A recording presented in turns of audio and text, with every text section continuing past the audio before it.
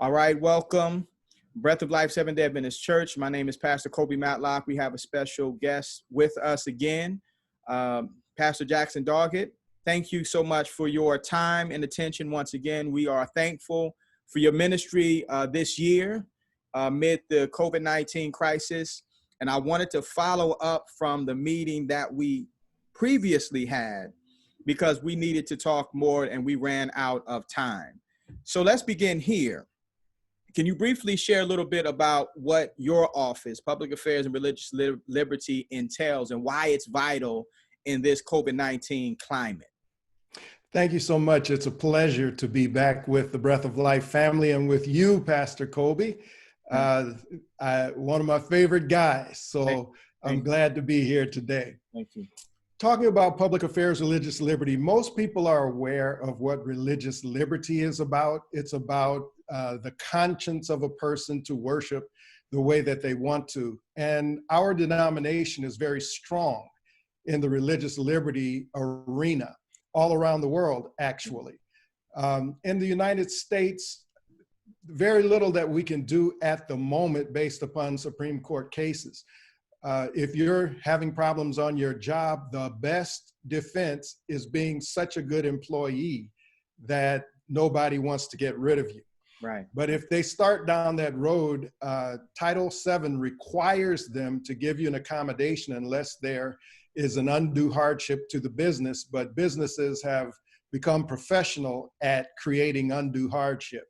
So it has become extremely difficult, even when we send letters, et cetera. If you go to the Allegheny East website, visit aec.org, under the PARL, Public Affairs, Religious Liberty tab, you will find a manual there that has sample letters and et cetera. So if you don't want to take a test on Sabbath, or if you're looking for a Sabbath accommodation, there are things there. But what I'm saying to everyone is be the best employee you can be that nobody wants to get rid of, and then address issues early. Something I want to say about that, a lot of people believe that in the interview, they need to give a witness for the Sabbath day, but that's the wrong tactic. Okay. It is illegal for an employer to ask you about your religion, and you should not volunteer it. If a person asks you, are you available to work on the weekends? Your response really should be, are you offering me the job? Because when you start the testimony, you automatically almost always eliminate yourself from the running. Wow. And it's illegal to ask the question about Sabbath observance in that context. So number one, be the best employee. Number two, address issues early after you have received the job. If they give you a work schedule that is going to violate your conscience regarding the Sabbath, you need to address that right away. Don't wait. And then there are some steps that can be taken. So religious liberty is about conscience, and we do it for our members and for anybody else who wants to exercise their right. It's a long answer, I'm sorry, but I wanted to cover that. The second thing is public affairs. Very few people understand what public affairs is about. So all of the regional public affairs and religious liberty directors, along with those in California with representation from Oakwood University, North American Division, General Conference, Andrews University, and others, have come together to deal with public affairs, which is about social justice. Some people are concerned about this idea of social justice. All social justice is allowing people to have a chance to live a happy life. That's all we're talking about. Right. Jesus said, if you've done it unto one of the least of these, you've done it unto me. So serving people in a social justice way is very important. So we're taking up that banner. Two social justice initiatives that the Allegheny East Conference has taken up is the 2020 census. A lot of people say, how's that social justice? Well, yes. Please talk about it. Elaborate. Yes. Right. Your representation in Congress is based on the census. The money that gets allocated to the states and where within the states is based on the census. your local representation based on the census, the drawing of political lines based on the census. A lot of what affects you every day is based on this 10-year census.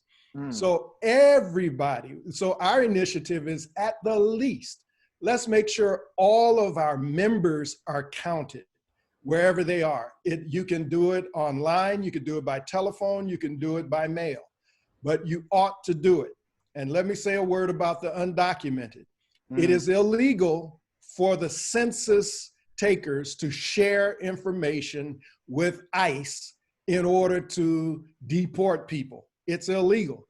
The whole point of the census is to know where are the people in the United States and where do resources need to be put. Money and other things need to be put to take care of the people. Infrastructure, all kinds of things are dependent upon being counted. So that's a social justice issue. The second social justice issue is voter registration. We have put on our website, because there are some people who have propagated the lie that Ellen White says don't vote. Well, we put some of her own words on our website so you can see that is not her position. And even if it, well, I don't want to offend anybody, but even if it was, is that the biblical position? Right. So our position is we follow the Johnson Amendment. We don't tell people who to vote for, but we do encourage everyone to register who's eligible. Everyone should register and vote. And another social justice issue is allowing felons, once they have served their sentence and they're out of the system, so to speak, they ought to be to get their rights back as full citizens, and stop treating them like they must pay for their mistake the rest of their life. That's a social justice issue. Returning citizens can't live everywhere, can't access what everybody else can access. The system is almost designed to create recidivism. So social justice is fight that. So our office has been involved with some of the lobbying efforts of people at least in Maryland right now, to help returning citizens to get jobs, help those who are incarcerated to get healthful meals, etc. So we're involved in helping people to have a chance to live a wonderful life like everybody else. Long answer, but I thought I wanted to let you know. And so also I want to piggyback on that, because we come from a long tradition on two fronts. The Adventist movement was started with a social conscience with its prohibitions and its reform movements. And then you have the civil rights, the Black church, as it were, they were at the forefront of all of these issues. So we have a legacy, a tradition, but within the theological context of Adventism, sometimes that separation between church and state kind of confuses this particular issue. But I think you spoke to it magnificently. That's what I'm doing my doctoral work on, is the voting rights and the importance of it. Can you talk to us, two things I don't want to forget about this upcoming 2020 election. I know we're in a COVID-19 crisis. You did the plug for the Census 2020. My family, we've already done that. I encourage individuals to do so. But can you talk a little bit about the importance of the Conscience and Justice Council Convention that I know you and a lot of the other PARL members are very active, and I endorse? And can you tell our members at Breath of Life what it is that we're accomplishing there and why it's important to be active in this prophetic season in which we're living? It is vital. What that convention does is bring people who are active in the social justice movement and teaching members how to activate it in a church context. You don't have to be involved in everything, but I really believe you need to be involved in something. Something, correct. Jesus asked us to do it, and when we do it, we're serving him. He made that very clear. So this convention is helping to show how to actually activate in a church context so that you can make a difference in society until Jesus comes. Unfortunately, the Seventh-day Adventist Church follows the philosophy of those who don't have some of the barriers we, particularly as people of color, have. And if you read this book, I tell it to everybody. If you read the book, The Seventh-day Adventists and the Civil Rights Movement by London, you can get it on Amazon. It will explain to you why traditionally the Seventh-day Adventist Church has been heavenly minded. They say, don't worry about the world, just get everybody to heaven. Mm-hmm. But Jesus said, occupy until I come. Correct. So until he comes here, we've got to be involved in what makes life better for people who have to overcome barriers, and that's us. We have to embrace that.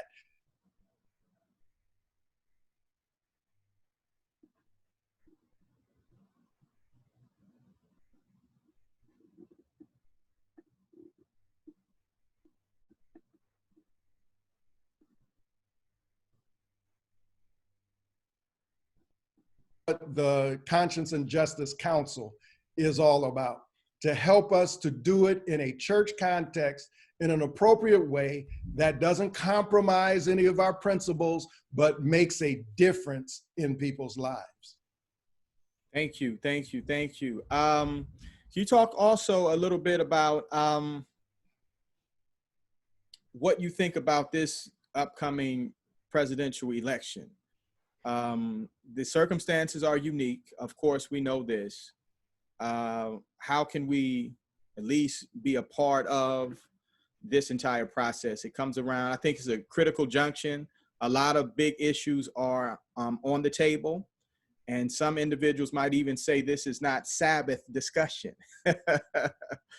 So we can broadcast this in the various platforms and Breath of Life, but I believe it is. And so I think that you render the things to Caesar, and the things to God. And Ellen White even suggested that it was appropriate if you did not register to vote on the Sabbath, I believe she said. So I think it is a vital, critical issue. Can you talk a little bit about that? It is making your voice heard. If you don't vote, you really have nothing to complain about. Let's start there. If you have an opportunity to be in the process and you refuse to do so, then you really don't have anything to complain about. Now, presidential elections come around every 4 years, and they're very important. But even more important are the elections that affect you every day locally. So your state and local elections are just as important. Who becomes a judge? Who becomes the prosecutor in your area? All of this affects everything that happens to you and your children all the time. So it is vital that we exercise our conscience. Now, some people tell me as I go around to churches, or used to in this new era, it's going to be Zoom around. But when I talk about it, people say, well, we voted, but we didn't win. You can get in the Hall of Fame if you're a Major League Baseball player and only get on base 3 times out of 10, you're a Hall of Famer. So a 70% loss rate makes you the best in the business. Mm. So we can't talk about what we lose. We have to exercise our conscience. So on our website, for every state in our conference, what you need to register to vote, what you need to educate yourself on who's running, what you need to educate yourself on the issues, it's all there on our website, because we believe we ought to educate ourselves and do the best we can. I've been involved in lobbying efforts up in Annapolis, and I'll continue to do that. I'll encourage you to do it and show you how to do it. In fact, we're talking about putting together a program so we can help members who want to be involved in that way to learn how to be involved in that way. It's that important. Everybody needs to vote this time around. Don't tell, and again, a lot of Seventh-day Adventists voted for the current president. Don't think they did. Right. So we're not saying who to vote for. Right. But we are saying, look at their track record, look at how it's affecting your life, and decide what you're going to do about it. That's correct. Yeah, I would love to be a part of lobbying or whatever else I can leverage my voice and my vote. I think that's a prophetic and a civic responsibility that we should all take serious. Also, can you talk a little bit about your book? I see the plug in the background, the Retaining the Harvest. I've read it. I think it's a great read. There's so many principles from leadership to discipleship. And I know that there's so much passion coming from you on these subjects. I've worked with our conference evangelists on about 7-8 years, really. And we've wrestled with how we retain people. We baptized 80 people, and I think the retention rate is somewhere around 10%. You know, I'm just being honest, after a year or two, that's about what it is. We make a lot of investment on the front end, and it's very difficult on the back end. I think we're engaging now in a new era with this COVID-19. I think the conscience of individuals have been pricked. I think we have an opportunity to do so. So many things I can ask about Retaining the Harvest. It's a great book. I recommend it. But when you talk about evangelism and discipleship, can you share with us, because I know a lot of times, even as a minister, my focus is more membership. The 27, 28 fundamental doctrines, I want to make you an Adventist member, and that's good. That's a part of our gospel commission. But essential in the gospel commission, Matthew 28, is making disciples. That's biblical. And it's a lost art. And I think it's something that is vital. So can you speak to us a little bit about the principles of evangelism, discipleship, retaining the harvest? Sure. Our orientation has been, let's make members. Let's get people into our membership. And like you said, that's good. That's not a bad thing. It's a good thing. Right. But Jesus did not say, go ye therefore and make members of your local congregation. He didn't say that. Right. He said, make disciples of Jesus Christ. And unfortunately, my anecdotal observation is most Christians do not know what a disciple is. And they don't know whether they're one. They just know they're a member of a church. But disciples make disciples. If you don't do that, that's an indication. Disciples bear fruit. Disciples follow what Jesus said. Disciples there, I mean, John talks about that extensively, but let's talk about some of the principles. You must go in my view, you must go into evangelism to make disciples, not members. We want them to be members. That's a step along the spiritual pathway, but we want disciples in the end. So we have to think about, what are we doing in order to engage people in disciple making while you're making them a disciple? What is your process? If I walk into your church, and nobody will be doing that anytime soon, although, like you said, right, people are wide open to hear the gospel now, because COVID-19 is affecting everybody. That's right. And everything. And people are wondering what's going on in the world. So they're wide open for evangelism. But the question is, okay, now that we have connected to your church somehow, we've seen you in live streaming, I've connected.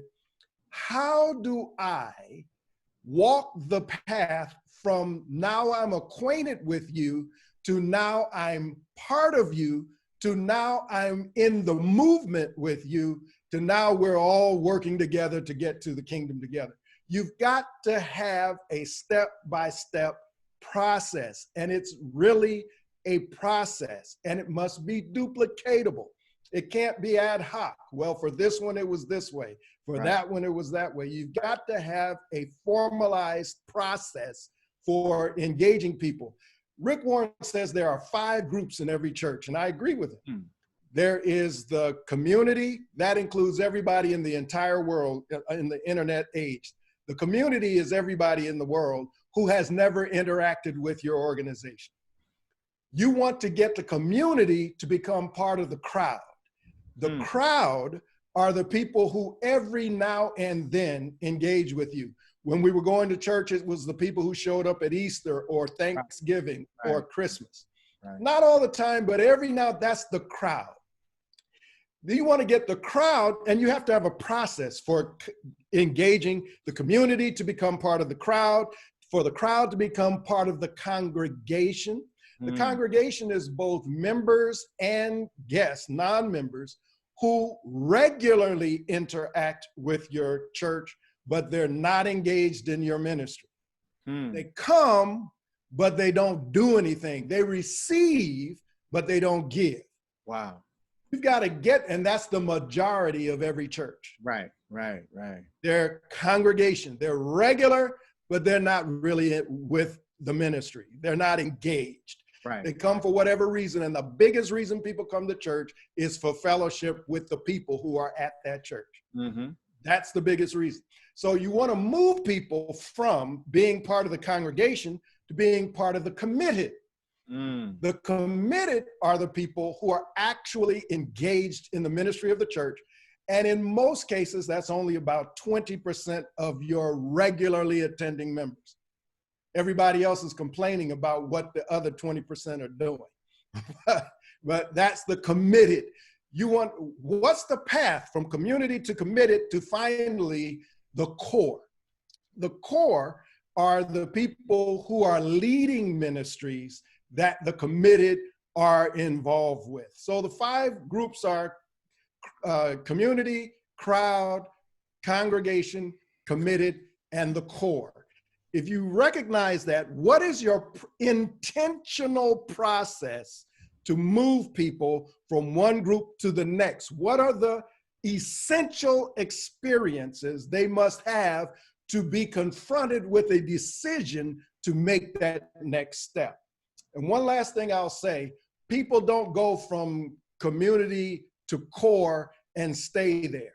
There's a drift between congregation, committed, and core. People are going to be going back and forth, and that's not a bad thing because life happens, and sometimes people need to come aside like Jesus told the disciples and rest a while. You shouldn't be burning yourself out on church work and neglecting your family, etc. So there will be a drift, but if there's a clear path, people know where they are and how to get to the next station. Yeah, that helped me contextualize in public evangelism. I'm thinking about when we baptize large, we're getting community folks, and I think at our best we bring them to like I would say close to the congregation, but that's about where they are, and then they drift backwards. So, right. And that's not a bad thing, but you can't keep them at the community, that congregation from the community. It's a lot of work that needs to be done in between those steps. That was brilliant. And the biggest thing, the number one thing that keeps people at your church is relationships with people at that church. If you cannot create that environment, they will leave.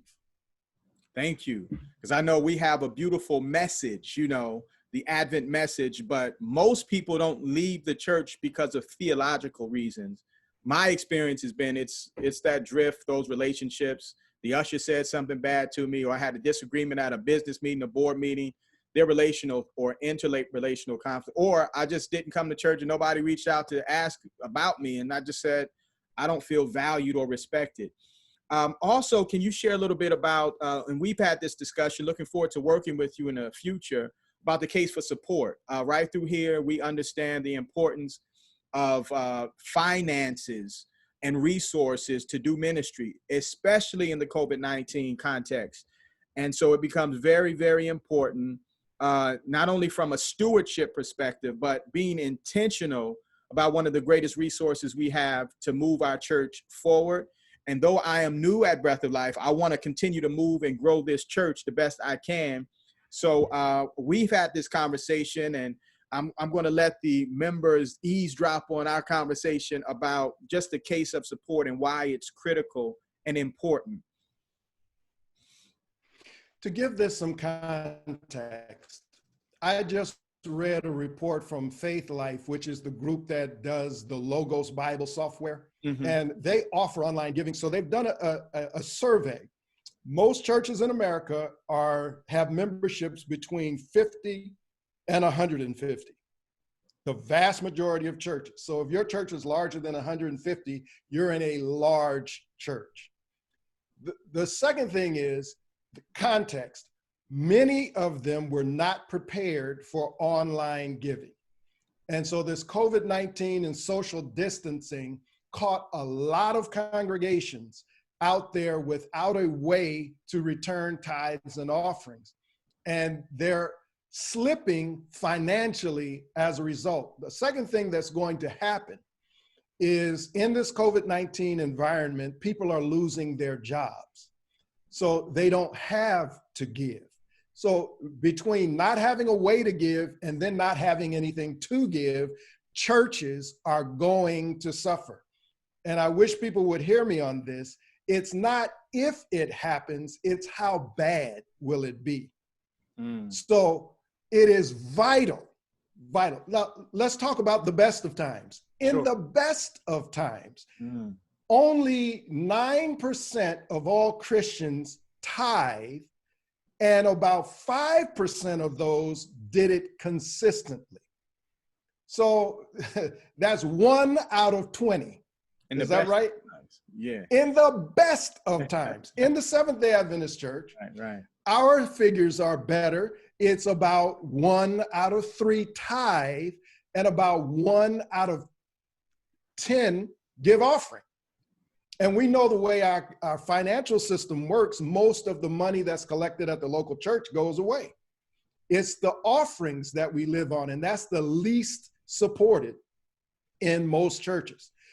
So people are not giving even after stirring sermons about how God has given to you and how this is what he wants from you. We're not giving out of duty. We're not giving out of love. It's just most people are selfish or fearful or both. That's just the context. So churches are literally going to go out of business because people aren't giving. So what must happen? Getting to your question finally, I want to lay the context. People need to know that what you do as a church makes a difference in people's lives.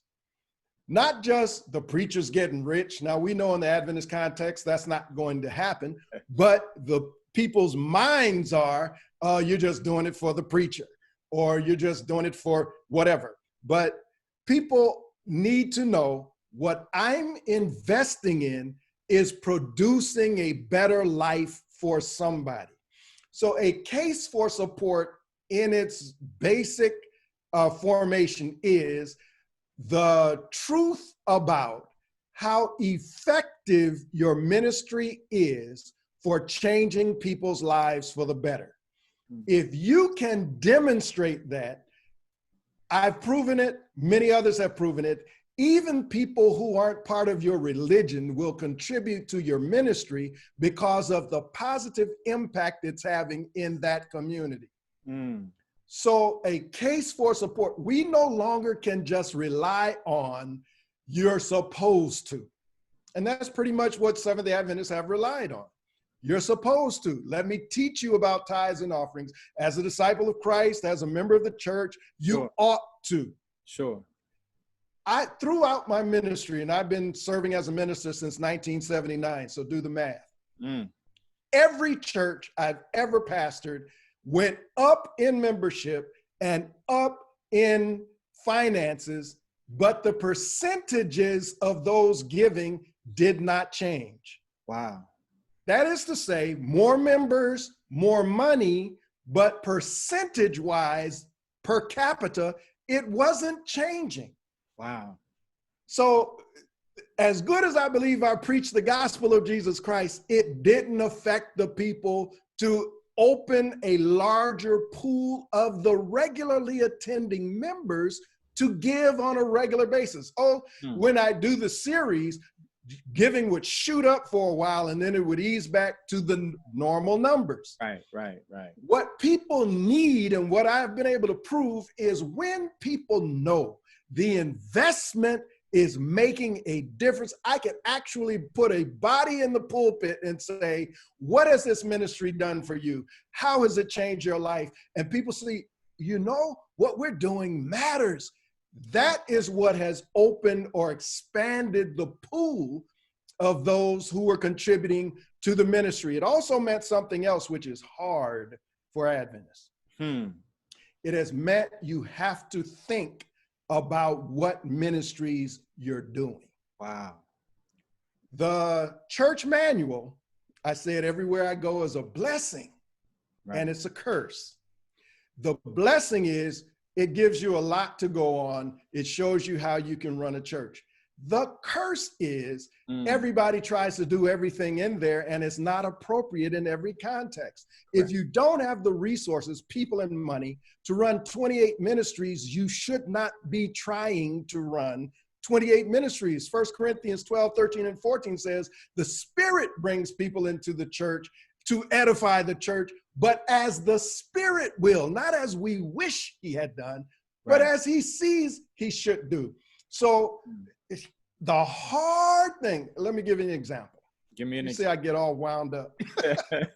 Let me give you an example. There's a church I know that has approximately 20 regularly attending members. They went through the manual mandated officer election. How many ministries do they list in their church? There are 20 people attending. How many ministries do you think they list? I'm going to guess and say about 10. At least 20. Wow. Because it's in the manual. So they ask people, you take these 5 jobs, you take those 5 jobs, you take 2, you take 7, and they divvy it up as if they actually have all those ministries. They don't. Right. They just have names next to boxes. They don't. You really have to think critically, even when you have a large congregation.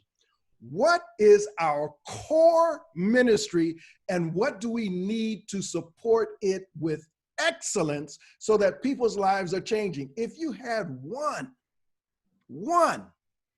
that was really making a difference in people's lives and moving us toward what every church is supposed to do, make disciples, you're doing your job. But we're not satisfied with that. We want to make sure we've got all this representation on the board. And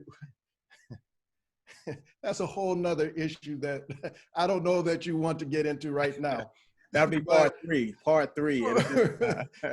That's a whole nother thing. But even in the Adventist manual, you can work around. If you want more people, God bless you. Sure. They don't have to have ministry positions to be on the board. That's even in the manual. So if you would right size your ministry for the context, you would be able to concentrate and focus your resources so that you can have greater outcomes. What we're looking for is results, but most churches are maintenance ministries. They just maintain what's been forever. They don't really grow. A sad statistic that I just heard in one particular conference, 49% of the churches did not baptize one soul last year. I'm not going to name the conference, but think about that for a minute. Our number one commission, the Great Commission from Jesus Christ, is make disciples, and we didn't even make members. It's tough.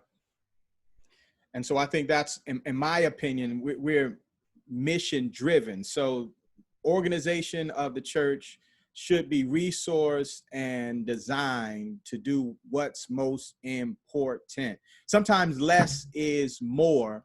And I think within the COVID-19, God is opening up our minds to that sometimes we just have to change not our message, but the methodology and how we will accomplish our message. And it typically changes from generation to generation.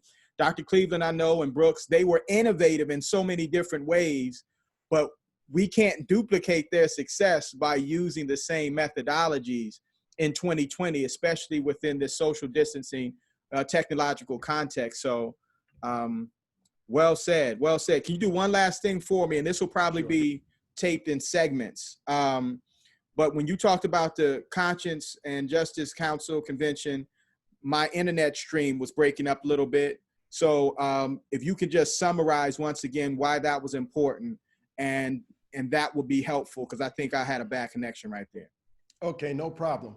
It's important because that convention teaches members of churches how to get involved as a local entity in your community to make a difference in a positive way. Like Jesus said, I was in jail, you visited me. I was hungry, you fed me. Well, it's more than that. It's looking at what are the needs in your community and how can you address them systemically to make life better for other people. And we're not very good at that because we follow the programs that get sent down to us typically. And these are not programs that typically get sent down. We have to generate those ourselves. It's vital. Now, right now, September 24 to 27 is going to be the convention. I don't know if it's actually going to take off, but it might be virtual. Whichever way it is, I encourage you to try to be there because it makes a tremendous difference. It's grown every year.